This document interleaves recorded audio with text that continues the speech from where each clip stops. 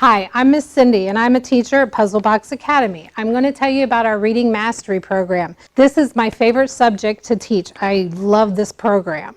The program is for second and up to fifth grade. If you see, here are from second all the way to fifth grade our Reading Mastery books. I currently teach third grade Reading Mastery level. I break my directions down into 5 stages. Expectations are always given at the beginning of any instruction. So if I say, all right, I'm going to state my expectations, one of them would be eyes on the teacher. I would snap and the students would repeat eyes on the teacher. So my step 1 is board work. We have a list of words that may be difficult when we read the story, and we want to set our students up for success. So when they're reading and they come to a difficult word, they know it. We learn the words first. As you can see, here's our list of words for, this is lesson 48, I do believe, in our book. And we have steps that we do. So we train it up, bottoms up, mix it up, firm it up, speed it up. And then, so I will give my expectations. I'll say, what are my expectations when we do board work? They'll say, eyes on the board, answer when you tap. So we'll start up here and I'll say, all right, ready? Think about it. And they'll answer. We do this for those stages, like I said, we train it up, bottom up, mix it up, firm it up, and speed it up. Then the next step that we do is we want our students to be able to do 80 words in a minute, which seems like a lot, but it's really easy. So we do, I'm going to go over here and grab my list. So we do, everybody gets a list like this. It has all the words that are going to be difficult in our reading. And normally, like at my grade level, we can partner up with students because the students can time each other, and my students are able to mark the dots on their chart because we know our students here at PBA are super smart. They'll time, we set an aim, so we have to do 3 timings, and then we chart it on our charts, which this is the back. So we have, I'm just showing you an example. So let's say our student got 50 words in 1 minute, which is amazing. So then we will set an aim to 80. We'll write it over here that their highest score was 50. Then the next day we set a goal for them.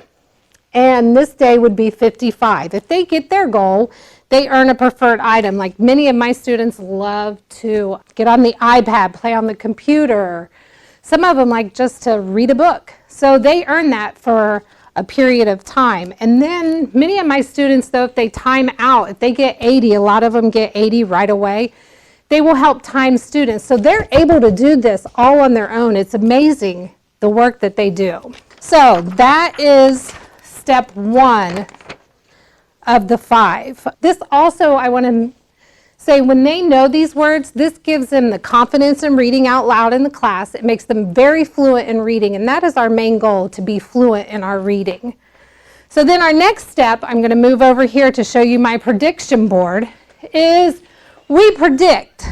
We predict what will happen, and the students know that every student gets the opportunity to make a prediction. So what they'll do is they'll get the book, and we'll turn it to, so this is lesson 48.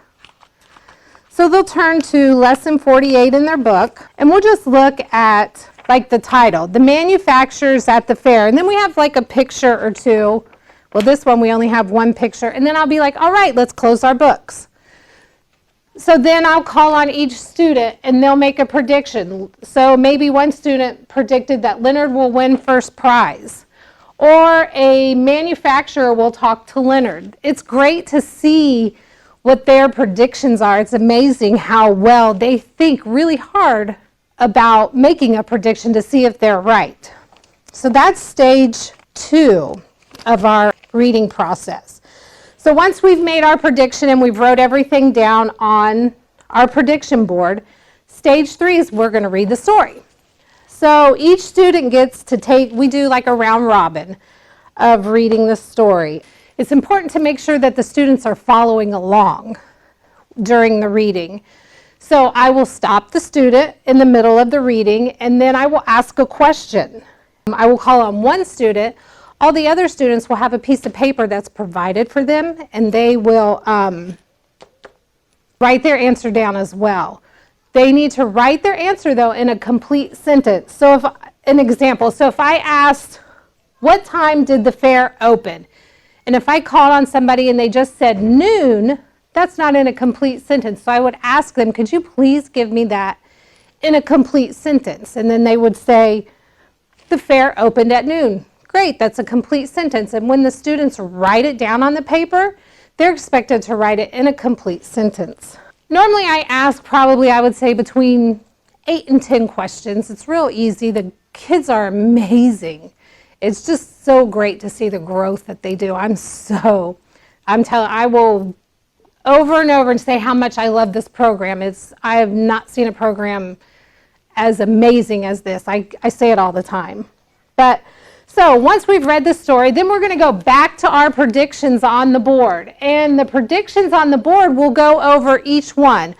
We'll verify and discuss the logic behind their predictions. So, and like I said again, I make it very clear to our students, if your prediction is wrong, that's okay because we're not always right. So we'll go over and figure out, oh, look, you got this prediction right, or oh, no, you didn't, but what happened instead? So then that's how we verify our predictions. And the last step is we will retell the story from the very beginning of the story to the very end of the story. So we'll take individual turns telling, so what do you think was the most important part at the beginning of the story? I will set up my computer. I'll type all the answers up from the beginning to the end. We'll pull it up on the smartboard so everybody can see, and they also love it when I make mistakes because they pay attention and they correct me on my mistakes, which is great because they're engaged in the learning, and that's what we want. So then we'll write it, like I said, we'll go from the beginning to the end. Then I print it off, and everybody gets a copy. So it looks sort of something like this. We have like 8 main important events in the story. So then each student gets this, and then they pair up with a partner. This is so amazing to watch these students pair up, and they practice telling from the beginning to the end of the story. It is, amazing. So after that, then the students will verify with the teacher, assistant, or with myself. They'll come and tell me. They'll hand me their paper. They'll say, okay, I'm ready to tell you the story back from the beginning all the way to the end. They don't get this paper. They tell it from memory. And it's amazing to watch these students be able to tell you from the very beginning. It doesn't have to be perfect, but if they can remember that, that is amazing. And we've been working on Leonard and Grandma Esther for the longest time, and I guarantee you that 3/4 or even all of my students could tell you exactly about the whole story. So that is my reading program at Puzzle Box Academy. I hope you enjoyed it. Thank you.